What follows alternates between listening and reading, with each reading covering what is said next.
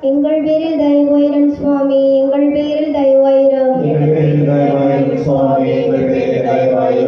மரித்த விசுவாசிகளின் ஆன்மாக்களின் பிரேயசில் இறக்கத்தினால் நித்திய சமாதானத்தில் இளைப்பாறக் கடவுது.